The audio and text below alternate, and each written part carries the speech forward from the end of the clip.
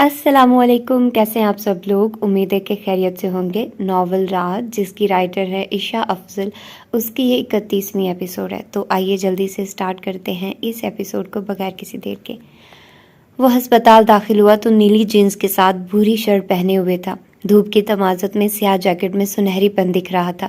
चाबी को उंगलियों में घुमाते वो लापरवाही से उसके कमरे में पहुंचा। दस्तक देने की जहमत किए बगैर अंदर की राह ली तो जुनैद ने आंखें चुंधिया कर नोवार्द को देखा।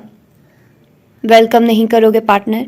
उसके सामने वाली कुर्सी पे धड़ल्ले से भरा जवान होते उसने शोख भरी मुस्कान से मीठा सा तंज किया। मधु ने किया जो खातिर तवाज़ो करूं, घूरी से नवाजते दिल जले अंदाज में कहा तो जैद मुस्कुराया। हाँ, मधु नहीं करते, मगर ज़बरदस्ती किसी का वॉल्ट लेकर उसके पैसों पे पार्टी ज़रूर करते हो, खासा सवाब कमा लेते हो। तीर के वार बरसाए, पुराने हिसाब चुकाए, बदला लेने आए हो। वार सीधा निशाने पे लगे। कामयाबी से उसकी रंगत मजीद सुर्ख हुई। मैं नाचीज़ आपसे क्यों बिगाड़ने लगा? हद दर्जा मासूमियत सजाए वो मुअद्दबाना हुआ। ज्यादा तमीज न दिखाओ, साफ पता लग रहा है कि दिखावा है, उसने लिताड़ा। जैद नाइक से फर्मा बरदारी की उम्मीद रखने से बेहतर था इंसान दीवार में सर मार ले। आज बाइकिंग का मूड है मेरा, वो मुद्दे पे आया। मैं यहाँ में रेसिंग कंपटीशन की रजिस्ट्रेशन कर रहा हूँ। वो चिढ़ गया। आया मुझसे फरमाइश करने वाला। भरम मारने की बजाय उठो फौरन। उसने फौरन हुक्म नहीं ना सही मगर उसके करीब करीब की कोई शय सादिर की। फारिग नहीं हूँ, खुद तो पैसों दोस्त के पैसों पे अयाशी कर रहे हो। एक मेरा दोस्त है, मजाल है जो मुझसे ऐसे ड्रामे करवाए और फिर मुझे पैसे भी दे। हसरत अमेज लहजे में कहते वो जैद से खासा जारिस दिखा। और ये बात जैद को मजीद महसूस करने के लिए काफ़ी थी। कब तक हो जाओगे फारिग? उसने मजीद छिड़ने से गुरेज बरता। मबादा वो नाराज़ ही ना हो जाए। क़यामत तक। जुनैद ने तो जैसे कड़वे करेले खाए थे। ओ यानी भाभी की आम तक। वो हनूज गैर संजीदा था। एक बार तेरी शादी हो जाए फिर देखता हूँ कि कैसे इतना लापरवाह घूमेगा। अपनी जानिब से उसे बद्दुआ की नज़र किया, मगर वो कौन सा आम इंसान था जिससे खौफ आता? वो तो खतरों का खिलाड़ी था। उसे तो खुद मसलों में उलझना पसंद था। ड्रामेबाजी उसका बेहतरीन मशगला थी। हाय, क्या किस्सा छेड़ दिया पार्टनर? तुम्हारी नज़र में है कोई अमीर व कबीर आदमी की इकलौती दुख्तर? इतनी हसरत अमेज आवाज़ थी कि कोई सुन लेता तो बैंक लूट कर पहले अमीर होता, फिर उस मासूम नौजवान से अपनी दुख्तर की शादी करके उसके नाम सारी जायदाद करता। यकीनन फिर जन्नत ही उसका ठिकाना होती। तूने घर दमाद बनना है? जुनैद ने उसके अंदाज़ो अतवार से अख्ज़ किया तो सवाल दागा। ऑफ कोर्स, इतना अच्छा मौका तो मैं कभी हाथ से जाने न दूँ। वो भी अपने नाम का एक ही था। चल फिर अमीर बुढ़े ढूंढने शुरू कर। अल्लाह तेरा हामी और नासिर हो। दोस्त की खुशी में खुश होते दिल से दुआ या शायद बद्दुआ दी। जैद तो खुशी से ही फूल गया। आमीन आमीन। अल्लाह, अब तो एक और बंदे ने मेरी हक में दुआ कर दी। प्लीज़ जल्दी से मुझे मेरी बेटर हाफ से मिलवा दे। आसमान की तरफ चेहरा किए वो अब अल्लाह से राजो न्याज करने लगा। जुनैद को उसके संगी होने में कोई शुबा बाकी नहीं रह गया। काफ़ी देर शादी की दुआएं मांगकर वो सीधा हुआ। अब उठो जल्दी, कुर्सी से उठते हुए कहा तो वो तलमला गया। मेरे बाप का अस्पताल नहीं है जो मुंह उठाकर चला जाऊं। गालबन उसे अभी तक उसके दोस्त के पैसों पे अयाशी वाली बात पे हसरत हो रही थी। फिर कैसे जाएगा? जैद पहली बार संजीदा हुआ। बहाना बनाकर, आंख दबाकर कहते उसके चेहरे पे ढेरों कमीनगी उतरी। जैद उसके सदके वारी गया। ड्रेसिंग टेबल के स्टूल पे बैठे अपने बालों को ब्रश करते हुए वो सोचों के भंवर में खोई हुई थी। जब फ़ोन की बजती घंटी ने उनके जहन को लाजवाल सोचों से निजात बख्शे थे, उन्हें मौजूदा हालात में ला खड़ा किया। अस्पताल से फ़ोन आया था। सिलसिला जुड़ते ही वो बोली, बोलो फरहाद। मैम, आयशा सारा अमला आपकी कमी को महसूस कर रहा है। वो कोई 28-29 साल का लड़का था जिसके लहजे में इज्जत और एहतराम झलक रहा था। आयशा के लबों को खूबसूरत मुस्कान ने छुआ। अपने मतहतों के साथ हुस्न सलूक से रहने वाले बहुत जल्द उनके दिल में घर कर जाते हैं। आयशा कमाल भी अपनी एक जुदागाना मुशफ़िकाना हसीयत रखती थी। घर बैठकर तो मुझे भी चैन नहीं पड़ रहा। दिल चाह रहा है जल्दी से वापस अपनी ड्यूटी ज्वाइन कर लूँ, मगर अभी ये मुमकिन नहीं। वो अफसुर्दा हुई। काम करने वाला इंसान वाक़तन घर नहीं बैठ सकता। ये उसकी तबीयत पे खासा गिरा गुजरता है। बहमा, आप पहले तो कभी इतनी लंबी छुट्टियों पे नहीं गई। पहले ऐसा वक्त भी तो नहीं आया था। धीमे से लहजे में कहा। मैं दुआ गो हूँ कि आप अपनी फैमिली के हमरा अच्छे से छुट्टियाँ गुजारें। वो इज्जत भरे लहजे में बोला। शुक्रिया फरहाद। इतनी मोहब्बत और इज्जत पे उनकी आंखें नम हुई। मुझे याद आया, एक औरत आई थी यहाँ, वो आपका पूछ रही थी। उसे अचानक ही 2 दिन कबल का वाकया याद आ गया। कौन? कम फहमी से मुस्तफसिर हुई। नाम भूल गया मुझे, 1 मिनट ठहरिए, मैं चेक करके बताता हूँ। वो रजिस्टर खोले, वर्क गर्दानी करने लगा। नाजिश? नाजिश तो नहीं थी। उनके दिमाग में पहला ख्याल ही उनका आया तो अजलत से पूछ बैठी। स्टूल से उठते वो परेशानी से कमरे में टहलने लगी। हाँ, यही नाम था। फरहाद को याद आ गया, उसने यकीन की मोहर सबके। क्या पूछ रही थी? वो गायब दिमागी से खिड़की की तरफ बढ़ी। उन्हें आपके एक्सीडेंट की इत्तला मिल चुकी थी, वो आपकी खैरियत मालूम करने आई थी। जब हमने बताया कि अब आपको डिस्चार्ज कर दिया गया है तो वो चली गई। फिर अगले रोज़ वो दोबारा आई थी। वो बता रही थी कि आप घर पे नहीं हैं, तो हम उन्हें बता दें कि अब आप कहाँ हैं। वो सारा वाक़या मनोअन सुनाता गया। क्या आपने बता दिया?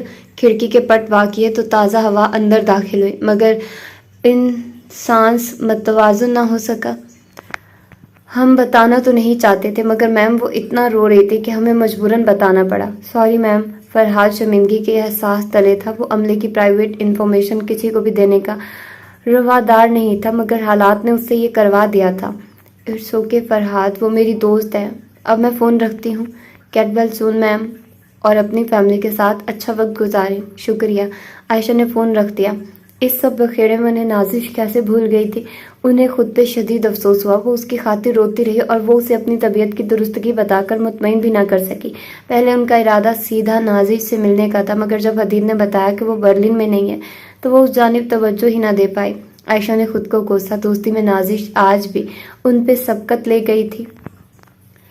मामूल के औकात में वो ऑफिस आया तो बाहर सेक्रेटरी परेशान और मुतज़ब्ज़िब दिखाई दी। उसके माथे पे शिकनों का जाल बना। क्या मसला है? उसने अंदर जाने के बजाय उसी के टेबल के पास खड़े होकर इस्तिफ़ामिया पूछा। बॉस, उन्होंने फिर मेरी हर मदाखलत को नज़रअंदाज करते आपके ऑफिस तक रसाई हासिल की है। उंगलियां मरोड़ते हुए वो मुसलसल लब भी काटती जा रही थी। तो तुम्हें ये लंबे चौड़े गार्ड्स नजर नहीं आते? उसने अबरू अचकाकर मरकजी दरवाजे पे मामूर तंदो जवान मुहाफ़िज़ों की तरफ इशारा किया तो वो मजीद शर्मिंदा हो गई। बॉस, वो आपके रिश्तेदार हैं। उसने जोर देकर बावर करवाया। भला वो बॉस के रिश्तेदारों को ऑफिस से कैसे निकलवा सकती थी? और ये गार्ड्स मैंने इन्हीं रिश्तेदारों के लिए रखे हैं, वरना यानी यकीन जानो किसी का मुझे कत्ल करने का कोई इरादा नहीं है। हदीद ने उसे शर्म से पानी पानी कर छोड़ा। Sorry boss. उसकी थोड़ी अब के सीनों को छूने लगी। हर दूसरे दिन सॉरी। तुम्हारी माँ बीमार ना होती तो अब तक मैं तुम्हें यहाँ बर्दाश्त ना करता। अब गायब हो जाओ। उंगली उठाकर इशारा दिया तो जाने का अंधिया मिलते ही वो अपनी ही टेबल से खिसक गई, वरना उससे कुछ बैद ना था। उसने दिल से अपनी माँ को दुआ दी, जिसकी वजह से वो आज फिर बच गई। उस शख्स को दिल में कोसा, फिर मुंह भरकर बद्दुआ देने लगी तो कुछ न सूझा। अचानक उसके तालिब इल्म होने का ख्याल आया तो बद्दुआ ने रास्ता बनाया। खुदा करे तुम्हारा रिजल्ट खराब आए। एक नज़र ऑफिस की तरफ देखा जहां अंदर बैठा अफान कतई इस बद्दुआ से लाइल्म था। जान जाता तो उस पर लानत करना ना भूलता। ऑफिस का दरवाज़ा खोलकर उसने स्याह चमकीले जूतों से चाप पैदा की तो सामने कुर्सी पर बैठे वजूद में जुम्बिश हुई। उसने कुर्सी घुमाई और हदीद के रूबरू आया। तुम्हें ये कुर्सी इतनी ही पसंद है तो साथ ले जाओ ना, क्यों बार बार बैठने के लिए अपना और मेरा इतना वक्त ज़ाया करते हो? हदीद ने चोट की और यह हकीकत ही थी। उसे अफान की ये कुर्सी पे बैठने वाली हरकत सख्त नागवार गुजरती थी। चलो, मेरा वक्त तो हुआ कीमती। तुम्हारा वक्त इतना कीमती कब से हो गया? अफान ने नया शोशा छोड़ा तो हदीद ने बेजारिया से सर खुजाया। तुम्हें अपने जुमले पे नजरसानी करने की जरूरत है। हदीद बावर करवाना ना भूला।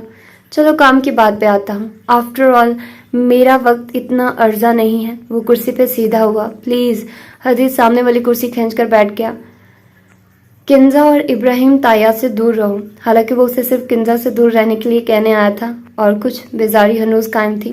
तुम मेरी बात को मजाक समझ रहे हो? हदीद के इस कदर ठंडे रद्द-ए-अमल ने अफान को हवास बाख्ता किया। नहीं तो क्या मैं हंस रहा हूँ? उसने संजीदा तासुरात से पूछा। अलबत्ता लहजे का तंज पोशीदा ना था। मैं संजीदगी से कह रहा हूँ। उसने दोबारा जोर दिया। मैं भी संजीदगी से सुन रहा हूँ। सर को मस्बत अंदाज में हिलाते उसने थोड़ी सी हौसला अफजाई की। इन दोनों को तुम्हारी वजह से खतरा है। मुकाबिल की जानिब से थोड़ी संजीदगी दिखी तो वो मजीद बोला। ओह आई सी। इस इंकशाफ पे तुम एक कॉफी के मुस्तहिक ठहरते हो। हालांकि उसका इरादा सिर्फ अपने लिए कॉफी मंगवाने का था। उसने हाथ आगे बढ़ाकर क्रैडल पे पड़ा फोन थामा। अफान ने उसके हाथ से फोन पकड़ते जोर से जमीन पे दे मारा। हदीद ने मुठियां भींचते जब से खुद पे काबू पाया। अफान कुर्सी से उठते उसके मुकाबिल आ गया। तुम इतनी लापरवाही क्यों दिखाते हो, जैसे तुम्हें उनसे कोई सरोकार ही नहीं? मैं तुम्हें आखिरी बार कह रहा हूँ, उनसे दूर रहो, वरना अंजाम के जिम्मेदार तुम खुद होगे। उसने आगे बढ़कर हदीद का गिरेबान थामा तो उसका जब्त जवाब दे गया। एक जोरदार मुक्का उसके चेहरे की जीनत बनाने के बाद उसने अपना कफ दुरुस्त किया।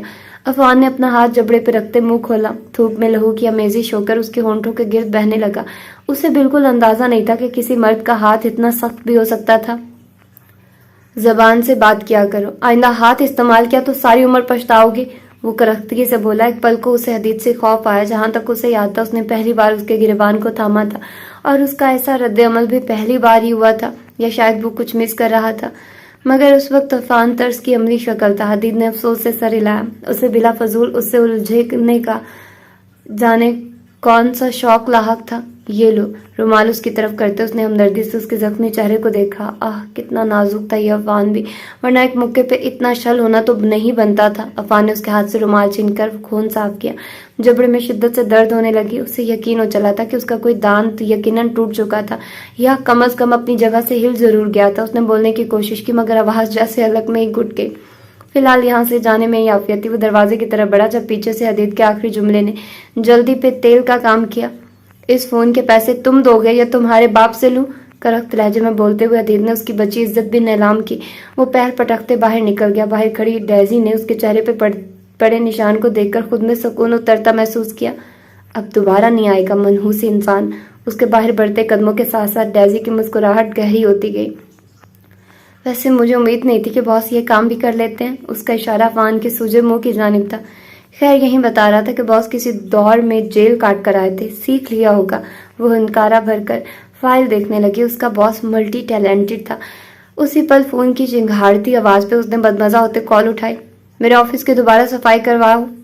मामला तो संगीन लगता था। जाने ऑफिस में क्या हुआ था। तजस्सुस ने उसको आन घेरा। सफाई वाले को साथ लिए वो जल्दी से ऑफिस दाखिल हुई, जहां फोन की किरचियां बिखरी पड़ी थी। उसका मुंह खुले का खुला रह गया। ऊपर से बॉस का मूड भी खासा चिड़चिड़ा मालूम हो रहा था। बॉस, ये सवाल मत करना, इस सबको समेटो, मैं कुछ देर में वापस आता हूँ। कोट की जेब से फोन निकालकर उस पर कुछ टाइप करता वो ऑफिस से बाहर निकल आया। मेरा दिल चाहता है उस मनहूस अफान का गला दबा दूं। जब देखो मेरे लिए मुसीबत खड़ी कर देता है। सोचा था बॉस का मूड अच्छा हुआ तो अपने इंक्रीमेंट की बात करूंगी। सत्यानाश हो। दिल के फफूले फोड़ते वो अपने बॉस के इस रिश्तेदार को कत्ल करने का इरादा बना रही थी। जानती थी कि कभी उस पर अमल दरामद नहीं कर सकेगी। खूबसूरत और नफीस अपार्टमेंट के अंदर का मंजर कुछ यूं था कि आयशा जॉगर्स पहने खड़ी थी और ज़ुखरुफ शॉल को उनके ऊपर अच्छे से उड़ा रही थी। बेटा, बाहर इतनी भी सर्दी नहीं है, उन्होंने गुमगो की कैफियत में कहा। अंदाज झेंपने वाला था, मगर आपको एहतियात करनी है। नूर ने समझदारी और सआदतमंदी से एतराज पे जवाब दिया। कर तो रही हूँ, और तुमने भी तो इतना ख्याल रखा है। उसके नरम गालों पे चुटकी भरते उन्होंने प्यार से कहा। कहाँ वक्त दे पा रही हूँ मैं आपको। वो हनूज अपना कसूर निकालने में मगन रही। ऐसा कहोगी तो मैं एक लगा दूंगी। आयशा ने मासूम सी धमकी दी तो वो हंस पड़ी। आपके लिए पूरी नूर हाजिर है, आप एक छोड़े 10 लगाएं। शरारत भरे अंदाज में जताया तो वो भी खिल उठी। मतलब तुमने मार खाने वाली हरकतों से बाज नहीं आना? वो उसको घूर कर बोली तो नूर मुस्कुराई। चले, अपनी जैकेट की जिप बंद करते उसने इजाजत मांगी। हाँ चलो, वरना सूरज मुकम्मल गरूब हो जाएगा और मुझे उसे देखना है। आयशा ने अजलत भरे अंदाज में कदम अपार्टमेंट के दरवाजे की जानिब बढ़ाए तो नूर के दिमाग में कहीं मंजर लहरा गए। आपको सनसेट पसंद है? मध्यम आवाज, खोया अंदाज।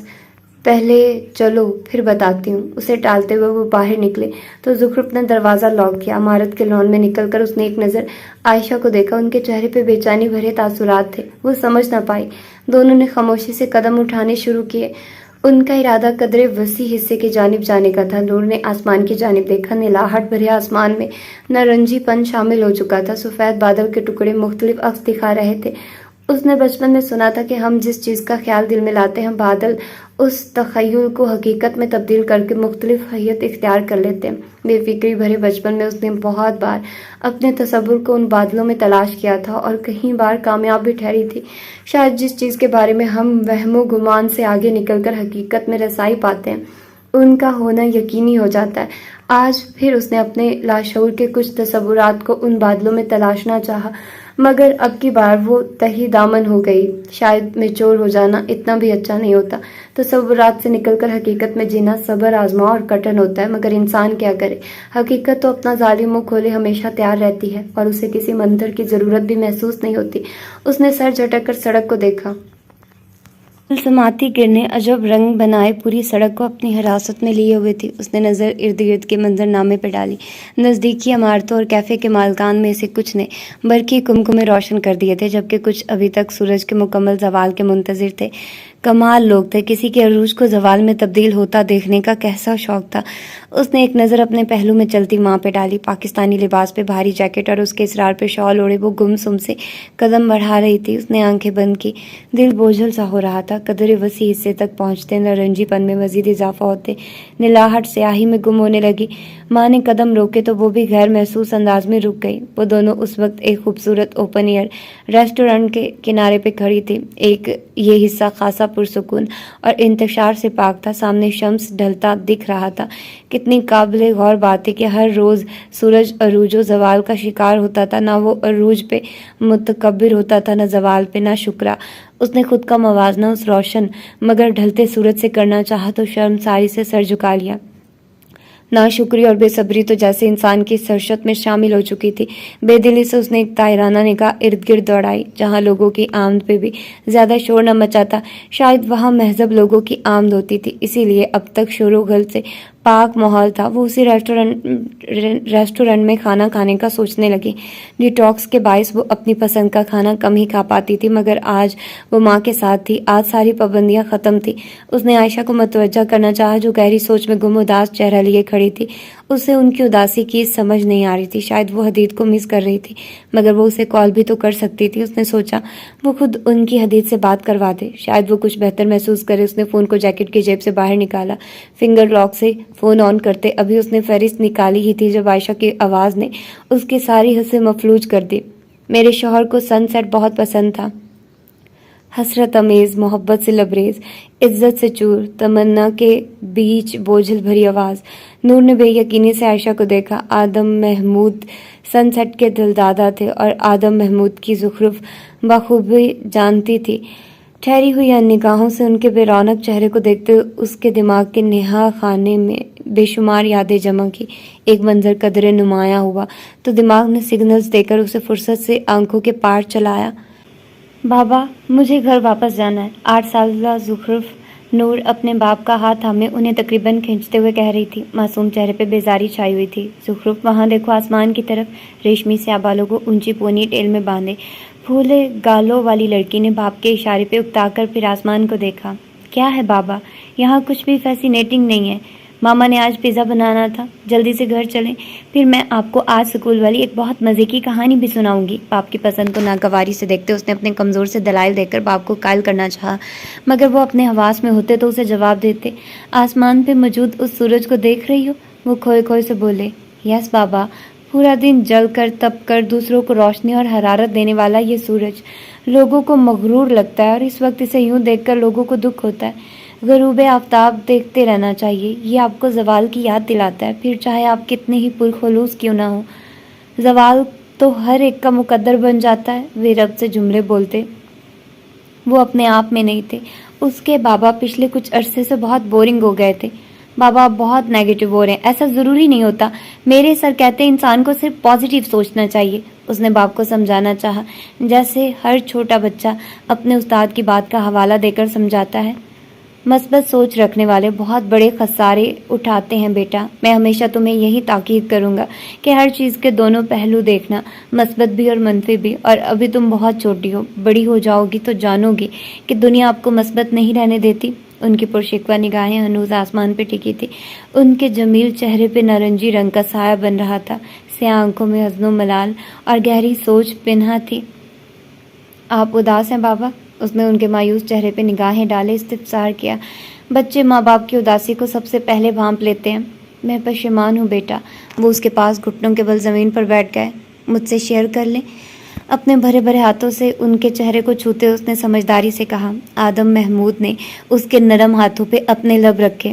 تم ابھی چھوٹی ہو، جب بڑی ہو جاؤ گی ہر راز میں شریک کروں گا، کیونکہ میری زخرف اپنے بابا کا واحد اثاثہ ہے۔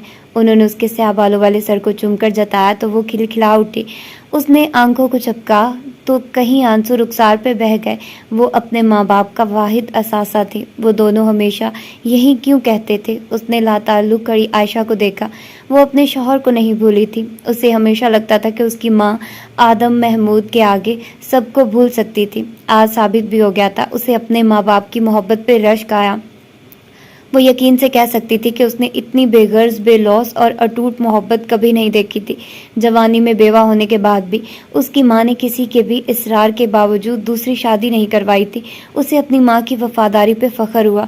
محبت کی اگر کوئی عملی مثال ہوتی تو یقیناً وہ عائشہ کمال ہوتی۔ یہ ایک وسیع و عریض علاقہ تھا جہاں اکا دکا ہی کوئی آمد و رفت کا ذریعہ دکھ رہا تھا۔ ایسے میں دو سیاہ ہیوی بائکس اس سڑک کے درمیان میں موجود تھی۔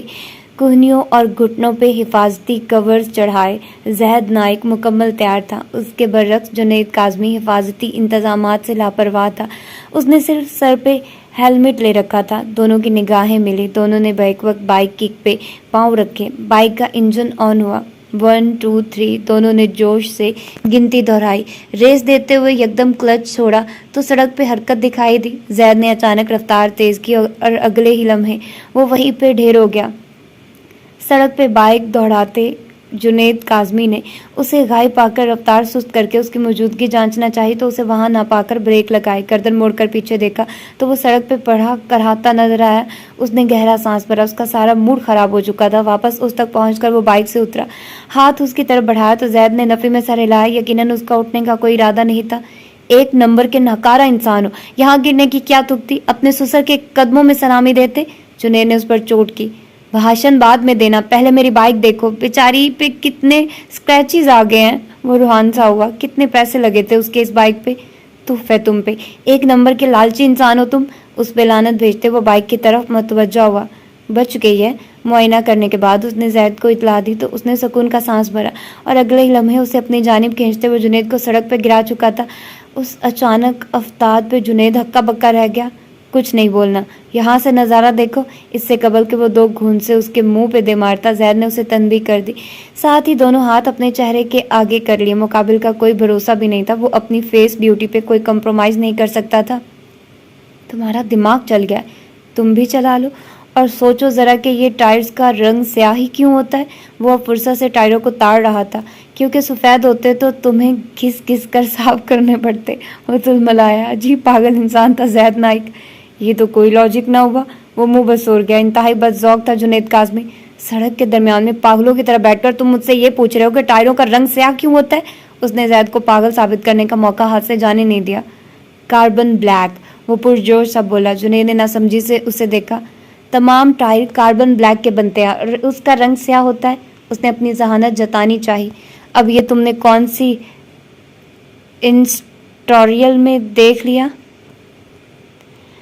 مقابل متاثر نہ ہوا۔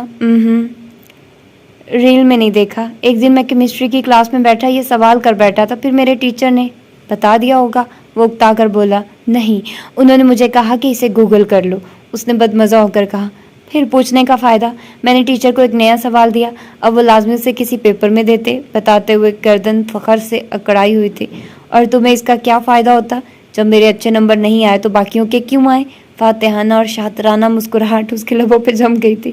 کوئی فزکس بایولوجی رہتی ہے تو وہ بھی بتا دو، اتنی دیر میں کسی ٹرک کے نیچے آ جاتے ہیں۔ وہ طنزیہ بولا مگر مقابل نے رتی بھر اثر نہ لیا۔ اتنا شوق ہے تمہیں مرنے کا؟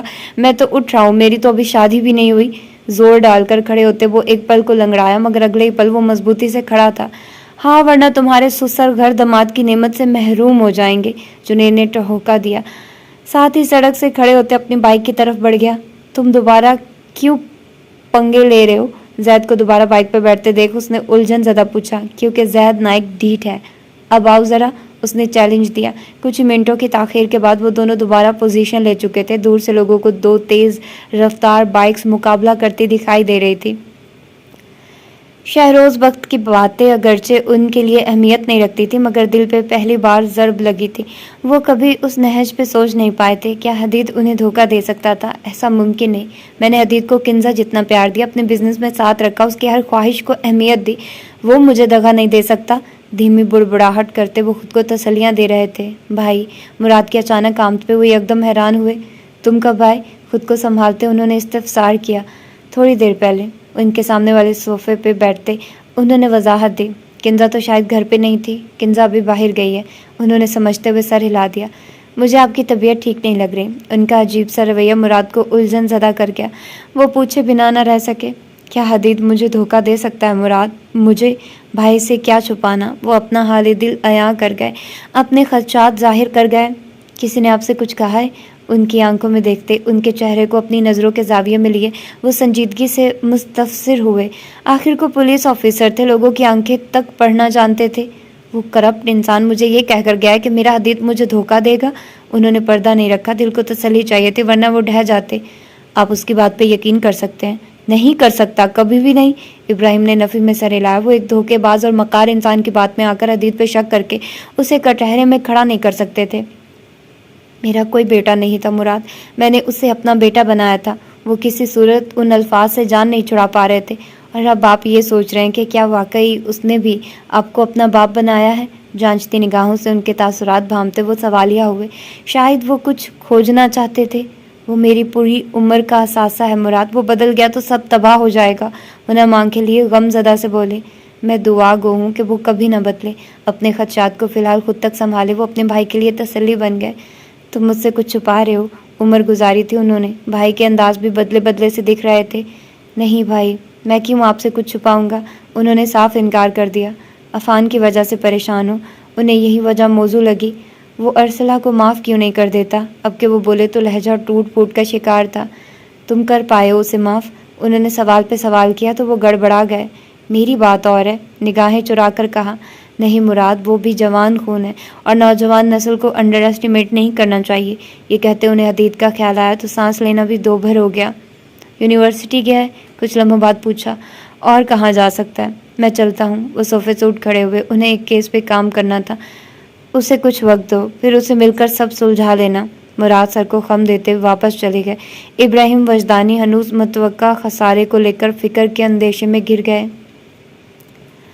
شوٹنگ سے واپسی پہ رودابہ کا ارادہ اس کے ساتھ جا کر اس کی ماں کی عیادت کا تھا۔ اسی کے پیش نظر اس نے آج قدر مہذب لباس پہن رکھا تھا۔ وہ جانتی تھی کہ مائیں ہی ہوتی ہیں جو آپ کو باہر کے سرد و گرم سے بچانے کے لیے ڈھانپ کر اپنے پروں میں چھپاتی ہیں۔ اسے سینچ کر رکھنے والی ماں اب نہیں تھی، مگر مائیں تو سانجھی ہوتی ہیں۔ لانگ شرٹ کے ساتھ بیل باٹم جینز پہنے، سر پہ چھوٹا سا سکارف لیے، آنکھوں پہ سیاہ چشمہ لگائے، وہ نک سک سی تیار کھڑی تھی۔ اس نے دائیں ہاتھ میں پہنی گھڑی پہ نگاہ ڈالی۔ زخرف کے سین کی تکمیل میں شاید مزید کچھ منٹ درکار تھے۔ فارغ کھڑے ہونے کی بجائے وہ فون پہ مصروف ہو گئی۔ سوشل میڈیا پہ مقابلے بازی کا طوفان برپا تھا۔ ان لہروں میں وہ بھی کہیں نہ کہیں موجود ہی تھی۔ یہ حقیقت تھی کہ توصیف کی اس فلم کی سب سے بڑی خاصیت یہی تھی کہ اس میں نئے چہرے متعارف کروائے گئے تھے، اور یہ بات رودابہ بھی جانتی تھی کہ توصیف کی فلم کی کامیابی یقینی ہوتی تھی۔ لوگ تغیر پسند کرتے ہیں۔ ایک ہی طرح کی چیز سے کوئی کتنی دیر تک محظوظ ہو سکتا ہے؟ ایک ہی چہرے سے کوئی کتنی دیر تک متاثر رہ سکتا ہے؟ خاص طور پہ جین زی کافی شدت پسند اور جذباتی معلوم ہوئی تھی۔ قلیل مدت میں وہ اپنی پسندیدہ شے کو ناپسندیدگی میں تبدیل کر دیتے تھے۔ لمحوں میں ان کا معیار تبدیل ہو جاتا تھا، اور توصیف ان کی رمز سے بخوبی واقف تھا۔ وہ جانتا تھا کہ اسے کیسے بلندی پہ رہنا ہے۔ وہ مختلف اداکاروں کی آپسی بحث کو کافی انہماک سے پڑھنے میں مگن تھی۔ آنے پہ اس کا سکتہ ٹوٹا۔ چلیں، ہلکے جامنی رنگ کے ٹاپ پہ سفید لانگ شرٹ پہنے اور گردن کے گرد وہیں ایچ والا مفلر لپیٹے وہ کچھ تھکی سی تھی۔ سنہری بالوں کی لٹیں بے اختیار اس کے چہرے سے مس ہو رہی تھی۔ رودابہ نے ایک مکمل نظر ڈال کر اسبات میں سر ہلایا۔ نور آگے چلنے لگی جب رودابہ نے پشت سے اسے پکارا۔ کہاں جا رہی ہو؟ ابرو سکیڑے استفسار کیا۔ اس جگہ جہاں ٹیکسی بآسانی مل جاتی ہے، نور نے متذبذب کھڑی رودابہ کو جواب دیا تو وہ صدمے میں آ گئی۔ واٹ؟ ہم ٹیکسی میں جائیں گے؟ نہیں، توصیف نے جو ہیلی کاپٹر ہمیں دیا اسی میں جائیں گے۔ اس نے چوٹ کی۔ ہیلی کاپٹر نہ صحیح، گاڑی تو دے گا۔ وہ ہنوز اپنی بات پہ ڈٹی رہی۔ تم روزانہ واپس کیسے جاتی ہو؟ اسے اچانک خیال آیا۔ ہماری ٹیم ایک ہی ہوٹل میں ہے نور، آف کورس میں ان کے ساتھ جاتی ہوں۔ رودابہ نے گویا اس کی عقل پہ ماتم کیا۔ نور آگے بڑھتی جا رہی تھی، کھلی اور کشادہ سڑک پہ ارد گرد نگاہ دوڑاتے اس نے رودابہ کے جواب پہ ہنکارا بھرا۔ اچانک ایک سیاہ گاڑی ان کے سامنے آ کر رکی تو وہ ہڑبڑا کر تھمی۔ طیش کے عالم میں اس نے سیاہ گاڑی کو دیکھا۔ شیشہ نیچے ہونے کے ساتھ ہی اس کی نظر ڈرائیونگ سیٹ پہ موجود شخص کی طرف اٹھی۔ اس سے قبل کہ وہ کوئی رد عمل دیتی، مقابل کی آواز سن کر نور نے آنکھیں سکیڑ کر نوارد کو دیکھا۔ لیڈیز، کیا آپ کو میری مدد درکار ہے؟ سیاہ آنکھوں والے نے قدرے شرارتی لہجے میں آفر کروائی تو رودابہ منہ کھولے اسے دیکھنے لگے۔ البتہ زخرف کے چہرے پہ چھایا طیش و غضب خوشگوار حیرت میں تبدیل ہو گیا۔ شکل سے تو آپ کافی سلجھے گھرانے کے معلوم ہوتے ہیں، ایسی آفرز کتنوں کو دیتے ہیں؟ زخرف نے لب دباتے شرارت سے پوچھا۔ پہلی بار دے رہا ہوں، وہ بھی کیونکہ آپ کا چہرہ میرے کسی بہت قریبی سے مماثلت رکھتا ہے۔ مقابل نے زخرف کے چہرے کی طرف اشارہ کر کے جواز پیش کیا۔ رودابہ تو حیرت سے اس ہینڈسم لڑکے کو دیکھ رہی تھی جو عمر میں لڑکوں سے کچھ زیادہ ہی دکھ رہا تھا، مگر ایسی شاندار پرسنالٹی اس نے آج تک شوبز میں بھی نہیں دیکھی تھی۔ نور بیٹھتے ہیں، مجھے یہ انسان شریف لگتا ہے، رودابہ نے اپنے تئیں نادر مشورہ دیا، ساتھ ہی ایک مسکراہٹ مقابل کی طرف اچھالی۔ دیکھیے آپ کی دوست کو میں شریف لگ رہا ہوں، آپ کا کیا خیال ہے؟ مقابل خاصا شوق ہوا۔ آپ میرے نادر خیالات نہ ہی جانے تو بہتر ہے، زخرف نے گویا وارننگ دی، ساتھ ہی پچھلی سیٹ کا دروازہ کھولا تو رودابہ جلدی سے اندر گھس گئی۔ ویسے بھی اسے ٹیکسی میں سفر کرنا اپنی شان کے خلاف لگتا تھا۔ اس کی جلد بازی دیکھ کر نور سر نفی میں ہلا کر رہ گئی۔ وہ خود بیٹھنے لگی جب مقابل کی آواز پہ چونکی۔ محترمہ، ایسے تو میں آپ لوگوں کا ڈرائیور لگوں گا، کیا آپ آگے آ جائیں گی؟ انتہائی ادب سے اپنی عرضی پیش کرتے وہ واقعتاً سلجھے گھرانے کا معلوم ہوتا تھا۔ میں آ جاتی ہوں، رودابہ نے تیزی سے مداخلت کی تو نور کی ہنسی چھوٹی، جسے وہ فوراً ہی دبا گئی۔ بالکل رودابہ، تم آگے جا کر بیٹھ سکتی ہو، اس نے کھلے دل سے آفر کرتے مقابل کا کلیجہ جلایا۔ وہ کلس کر رہ گیا۔ رودابہ گاڑی کا دروازہ کھولتے تیزی سے باہر نکلی۔ اتنی دیر میں زخرف پچھلی سیٹ پہ شان سے براجمان تھی۔ دیٹس ناٹ فیئر زخرف، حدید نے افسوس سے اسے دیکھا جو لاپرواہ بنی بیٹھی کندھے جھکا گئی۔ اسی وقت رودابہ فرنٹ سیٹ کا دروازہ کھولتے بیٹھ گئی۔ حدید کڑ کر رہ گیا۔ اس نے بیک ویو مرر میں پچھلی سیٹ پہ بیٹھی اپنی بیوی کو دیکھا جو شان بے نیازی سے اپنے فون پہ مصروف ہو چکی تھی۔ آپ کو جانا کہاں ہے؟ بیک ویو مرر سے اسے آنکھوں میں لیے اس نے سوال پوچھا۔ ہم نور کے گھر جا رہے ہیں، رودابہ نے فوری جواب دینا ضروری سمجھا۔ اور ان کا گھر کہاں ہے؟ کمال اداکاری سے مستفسر ہوا۔ شرارتی نگاہیں پچھلی سیٹ بیٹھی لڑکی پہ گاڑی ہوئی تھی جس نے اس بات پہ اسے ایک شاندار گھوری سے نوازا۔ یہ تو نور ہی بتا سکتی ہے۔ اوہ آئی سی، حدید نے مزے سے ہنکارا بھرا۔ پھر تو ہمیں نور سے رابطہ کرنا ہوگا۔ لہجے میں واضح شرارت ناچ رہی تھی۔ کوئی حدید کا یہ روپ دیکھ لیتا تو یقیناً بے ہوش ہو جاتا۔ وہ اپنی بیوی کے لیے بے انتہا شوق تھا۔ کرنے کی کیا ضرورت ہے، یہی نور ہے۔ رودابہ نے اسے وہ بتایا جو اس کے وجود پہ سب سے غالب تھا۔ آپ سے مل کر اچھا لگا نور، گردن قدرے پیچھے موڑے براہ راست اس کی لینز لگی آنکھوں میں دیکھتے مؤدبانہ سا کہا تو نور نے آنکھیں سکیڑی۔ ہمارا تعارف تو ہوا ہی نہیں، میں ہوں رودابہ اور قزئی، اپنا ہاتھ اس کے آگے بڑھاتے وہ پرجوش سے بولی، مگر حدید کی جانب سے پیش قدمی نہ دیکھ وہیں ہاتھ سر تک لے جا کر بالوں کو درست کرنے لگی۔ یہ شرمندگی سے بچنے کا مؤثر طریقہ تھا۔ زخرف نے اچنبھے سے اسے دیکھا۔ اس کا نام تو رودابہ فضل تھا، پتہ نہیں یہ سیلیبریٹیز سب سے پہلے اپنا نام ہی کیوں تبدیل کرتے تھے، شاید کول دکھنے کے لیے۔ ہم دونوں پاکستانی ایکٹریسز ہیں، یہاں بھی شوٹنگ کے لیے ہی آئے ہیں۔ آپ بھی تو مجھے پاکستانی ہی لگ رہے ہیں، ورنہ جرمنی میں ایسی کوئی اردو تو کوئی نہیں بولتا۔ ایک ہی سانس میں مسلسل معلومات فراہم کرتے وہ بالکل بھی رکی نہیں۔ جی میں بھی پاکستانی ہی ہوں، یہاں کچھ کام سے آیا تھا۔ آپ کا نام؟ رودابہ کو اس شاندار انسان کا نام جاننے کا تجسس ہوا۔ حدید، آپ جب پاکستان آئیں اور کوئی کام ہو تو ہم سے ضرور رابطہ کیجیے گا، سیلیبریٹیز کے جاننے والوں کے کام جلدی ہو جاتے ہیں۔ یہ کہنے والی نور تھی، شاید وہ اس سے کہنا چاہتی تھی کہ وہ پاکستان دوبارہ بھی آئے، یا شاید وہ اپنا اثر و رسوخ بتانا چاہ رہی تھی۔ بہت شکریہ، لیکن میں اب یہیں کا باسی ہوں، آپ پتہ بتائیں، حدید نے مضبوط لہجے سے جواب دیا تو زخرف کے لبوں نے چپ تان لی۔ وہ پل بھر میں ہی مرجھا سی گئی، جانے وہ پاکستان کے ذکر پہ ایسا کیوں ہو جاتا تھا۔ نور بتاؤ ان کو، کیا چپ تان کر بیٹھی ہو؟ اسے مسلسل خاموش بیٹھا دیکھ رودابہ نے مخاطب کیا۔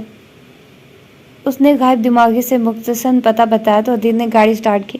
پورا راستہ رودابہ اس کا سر کھاتی رہی۔ ایک پل کو اس کا دل کیا کہ گاڑی ان کے حوالے کر کے خود ہی باہر نکل جائے، مگر جلتا کڑتا وہ آخر کار منزل تک پہنچ گیا۔ رودابہ اس کا شکریہ ادا کرتے باہر نکل آئی اور اپنا نمبر حدید کو دینا نہ بھولی۔ فاصلے پہ اسے آئس کریم سٹال دکھائی دے دیا تو وہ نور کو 2 منٹ کا کہتے ان سے دور ہو گئی۔ زخرف گاڑی سے باہر نکلنے لگی تو حدید نے اپنا چہرہ پیچھے موڑا اور استفہامیہ نگاہوں سے اسے دیکھا۔ ہاں، وہ قدرے سنبھل چکی تھی۔ انسان اتنا بھی سنگ دل نہ ہو، وہ بے چارگی سے بولا۔ یہ کہتے ہوئے وہ کہیں سے سنجیدہ مزاج 34 سالہ مرد نہیں دکھ رہا تھا۔ زخرف نے نچلا لب دانتوں میں دبائے آنے والی ہنسی ضبط کی۔ مجھے کہہ رہے ہو؟ خود کی طرف اشارہ کرتے نافہمی سے پوچھا۔ نہیں، کار کو کہہ رہا ہوں، وہ چڑھتے ہوئے بولا۔ مقابل نے اس کی حالت سے حظ اٹھایا۔ میں تو پہلے ہی کہتی تھی کہ مجھے تمہارے پاگل ہونے میں کوئی شک و شبہ محسوس نہیں ہوتا، وہ اسے مزید چڑھاتے ہوئے بولی۔ زخرف محبت سے پکارا۔ حدید جواباً محبت بھرا طرز تخاطب، یہ مفلر تم پہ اچھا لگتا ہے۔ اس کی تعریف کرتے اس کے چہرے پہ محبت کے کہیں رنگ سمٹ آئے۔ نور نے آنکھیں چرائی۔ مجھ پہ کیا اچھا نہیں لگتا؟ پچھلے جملے کے اثر کو ضائع کرنے کے لیے بھرم دکھایا تو وہ مسکرائے بنا نہیں رہ سکا۔ خود پسندی جچتی تھی اس کی بیوی پہ، اس کا بس چلتا تو خود اس کی تعریف میں لکھ لکھ کر کاغذ ختم کر دیتا۔ ارے تم ابھی تک یہی ہو، جلدی آؤ، میں یہ آنٹی کے لیے لائی ہوں۔ رودابہ کی آواز پہ حدید فوری آگے کو ہوا۔ زخرف نے رودابہ کو اشارہ کرتے باہر نکلنے کی گھر سے گاڑی کا دروازہ کھولا۔ تم موم کو یہ آئس کریم نہیں دو گی زخرف، انہیں ڈاکٹرز نے منع کیا ہے، حدید نے اسے باہر نکلتا دیکھ فکر مندی سے کہا تو وہ اس کی فکر پہ مسکرائی۔ جانتی ہوں، اب چلتی ہوں مسٹر۔ جس کا چہرہ میرے کسی قریبی سے ملتا ہے وہ کھل کر مسکراتے ہوئے گاڑی سے نکل گئی اور حدید کہیں پل ان الفاظ کے احساس کو محسوس کرتا سرشار ہوتا رہا۔ گاڑی ریورس کرتے اس نے زخرف نور کو عمارت کے اندر داخل ہوتے دیکھا۔ وہ رودابہ کو لیے اپارٹمنٹ تک آئی۔ میں نے جو بتایا تھا وہ یاد ہے نا؟ اس نے یقین دہانی چاہی۔ ہاں مجھے یاد ہے کہ تمہاری ماما کی طبیعت ابھی کچھ ٹھیک نہیں ہے، اس لیے انہیں تمہاری روٹین بتا کر پریشان نہیں کرنا۔ اس نے نور کی پڑھائی پٹی دہرائی تو نور نے مثبت انداز میں سر ہلایا۔ وہ اسے سچ بتا کر اپنے لیے مصیبت کھڑی نہیں کر سکتی تھی، اس لیے وہی کیا جو بہتر لگا۔ چابی سے دروازہ کھولے وہ اسے لیے اندر چلی آئی۔ ماما۔ اندر داخل ہوتے اس نے بآواز بلند عائشہ کو پکارا مگر جواب نہ تعارض۔ اس نے دوبارہ پکارا مگر جواب موصول نہیں ہوا۔ تم یہاں بیٹھو، میں ماما کو دیکھ لوں، وہ واش روم میں ہوں گی یا پھر نماز پڑھ رہی ہوں گی۔ وہ اسے بیٹھنے کا اشارہ کرتے خود کمرے میں چلی گئی۔ رودابہ ارد گرد کا جائزہ لیتے وہیں صوفہ پر بیٹھ گئی۔ اندر آ کر اس نے کمرہ دیکھا تو خالی پایا، واش روم دیکھا تو وہ بھی خالی۔ وہ فوری دوسرے کمرے میں گھسی مگر وہاں بھی کسی وجود کا نام تک نہیں۔ اس نے کچن میں جا کر دیکھا، وہاں بھی کسی کو نہ پایا۔ ڈرائنگ روم تک پہنچتے وہ پریشان ہو چکی تھی۔ دروازہ کھولتے ہوئے اس کے اعصاب بھاری ہونے لگے۔ خالی کمرہ، منہ چڑھاتا نظر آیا تو اس کی پریشانی حد سے سوا ہوئی۔ جب سے وہ برلن آئی تھی کبھی نور کے بغیر باہر نہیں گئی تھی۔ یہ لمحہ فکریہ تھا۔ رودابہ اس کو بے چینی سے ادھر ادھر گھومتے اور پھر ایک ہی جگہ شل ہوتے دیکھ اٹھ کھڑی ہوئی۔ کیا سب ٹھیک ہے؟ اس کے قریب پہنچ کر اس نے احتیاطاً پوچھا، کیونکہ نور کے چہرے پہ چھائی ساری رونق اور خوشگواری فنا ہوئی پڑی تھی۔ ہاں سب ٹھیک ہے، ماما شاید واک پہ چلی گئی ہوں، تم یہی رکو، میں باہر دیکھ کر آتی ہوں۔ وہ تیز تیز سانس بھرتے عجلت سے دروازے کی طرف بڑھی۔ میں بھی ساتھ چلتی ہوں۔ وہ اس کے پیچھے آئی۔ نہیں تم یہی رکنا، اگر ماما آ جائے تو مجھے مطلع کر دینا۔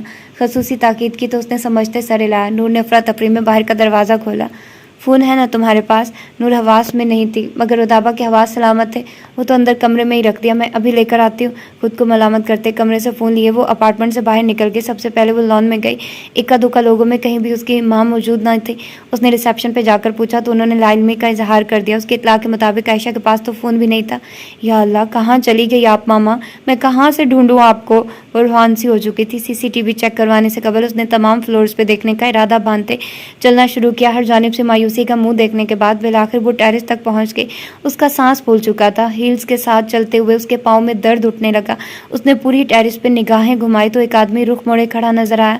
وہاں اس شخص کے سوا کوئی موجود نہ تھا۔ اس نے قدم اس کی طرف بڑھا دیے۔ شاید عائشہ یہاں آئی ہو یا چونکہ وہ چھت پہ تھا تو شاید اس نے نیچے کہیں اس کی ماں کو دیکھا ہو۔ ایکسکیوز می، اس نے مقابل کو اپنی جانب متوجہ کرنا چاہا مگر وہ نہیں مڑا، لیکن نور نے انگریزی میں اپنی بات جاری رکھی۔ کیا آپ نے یہاں کسی خاتون کو دیکھا؟ وہ ایشین کپڑوں میں ملبوس تھی۔ اس سے قبل وہ بات مکمل کرتی مقابل کے جملے نے اس کے رہسے اوسان بھی خطا کر دیے۔ ایسا دھچکا لگا کہ وہ دیوار تھام گئی، پاؤں میں کھڑے رہنے کی سکت ختم ہونے لگی۔ تمہیں بھی اپنے باپ کے ساتھ ہی مر جانا چاہیے تھا۔